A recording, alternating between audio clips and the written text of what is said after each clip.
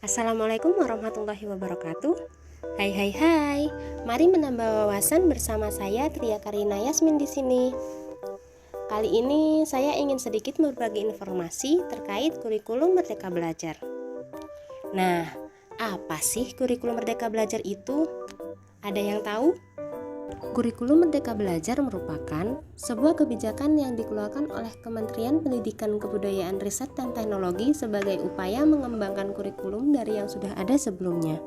Munculnya kurikulum Merdeka Belajar ini merupakan hasil dari fenomena pandemi COVID-19 yang menyebabkan proses pembelajaran mengalami banyak kendala, sehingga memberikan dampak yang cukup signifikan bagi satuan pendidikan. Menurut buku saku Kurikulum Merdeka, kurikulum Merdeka Belajar dapat diartikan sebagai pembelajaran intrakurikuler yang beragam, di mana konten belajar akan lebih optimal agar peserta didik memiliki cukup waktu untuk menguatkan kompetensi. Pada pelaksanaannya, guru memiliki keleluasaan dalam memilih perangkat mengajar, sehingga proses pembelajaran dapat disesuaikan dengan kebutuhan belajar dan minat peserta didik. Selain itu, pendapat lain tentang pengertian kurikulum Merdeka Belajar merupakan kurikulum yang dalam proses pembelajarannya mengacu pada pendekatan bakat dan minat. Artinya, peserta didik bisa memilih pelajaran apa saja yang diinginkan sesuai dengan bakat dan minatnya. Kemudian, mungkin akan timbul pertanyaan terkait, apakah kurikulum dapat berubah-ubah? Jawabannya, bisa. Kurikulum operasional satuan pendidikan harus bersifat dinamis. Artinya, dapat diubah sesuai perubahan perkembangan budaya dan zaman yang sudah diadaptasi sesuai lingkungan geografis. Kurikulum juga dapat dikembangkan atau diadaptasi sesuai konteks dan kebutuhan peserta didik yang nantinya berguna untuk membangun kompetensi sesuai masa kini dan masa yang akan datang. Selanjutnya, apa saja sih karakteristik dari kurikulum Merdeka Belajar? Pengembangan kurikulum Merdeka Belajar dilakukan dengan lebih fleksibel dan berfokus pada materi esensial pengembangan karakter peserta didik.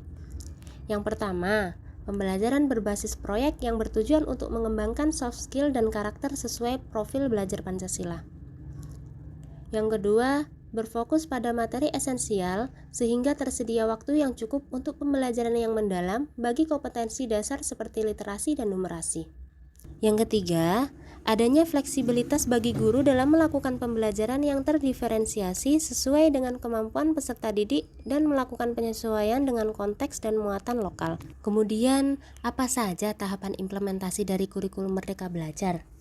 Pengimplementasian kurikulum Merdeka Belajar tidak serta-merta dilaksanakan secara penuh dan serentak.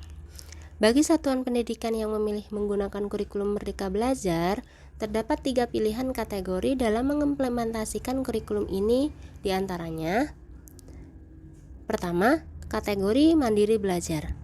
Kategori ini memberikan kebebasan kepada satuan pendidikan untuk menerapkan beberapa bagian dan prinsip kurikulum Merdeka Belajar dengan tetap menggunakan kurikulum sebelumnya, yaitu kurikulum 2013.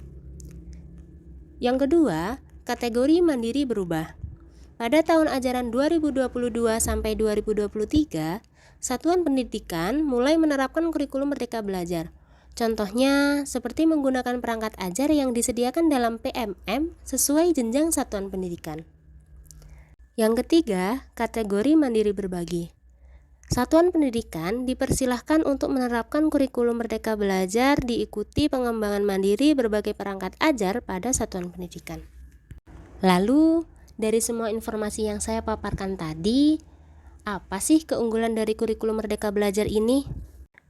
Keunggulan yang pertama, materi yang disampaikan dan dipelajari menjadi lebih sederhana, mendalam, dan berfokus pada materi esensial. Hal ini tentu membuat peserta didik dapat belajar secara lebih mendalam tanpa diburu-buru oleh waktu. Yang kedua, guru lebih merdeka karena bisa mengajar sesuai dengan tahapan capaian dan perkembangan peserta didik. Yang ketiga, sekolah memiliki hak dan wewenang dalam mengembangkan kurikulum sesuai dengan satuan pendidikan dan peserta didik. Yang keempat, karena bersifat lebih relevan dan interaktif, proses pembelajaran lebih memberikan kesempatan kepada peserta didik untuk lebih aktif dan dapat mengeksplorasi isu-isu aktual. Nah, itulah tadi informasi terkait kurikulum Merdeka Belajar yang bisa saya sampaikan. Semoga informasi tadi bisa menambah pengetahuan kita semua dan menjadi lebih terbuka dengan berkembangnya hal-hal baru di bidang pendidikan. Jangan lupa memberikan umpan balik ataupun ulasan di kolom komentar ya.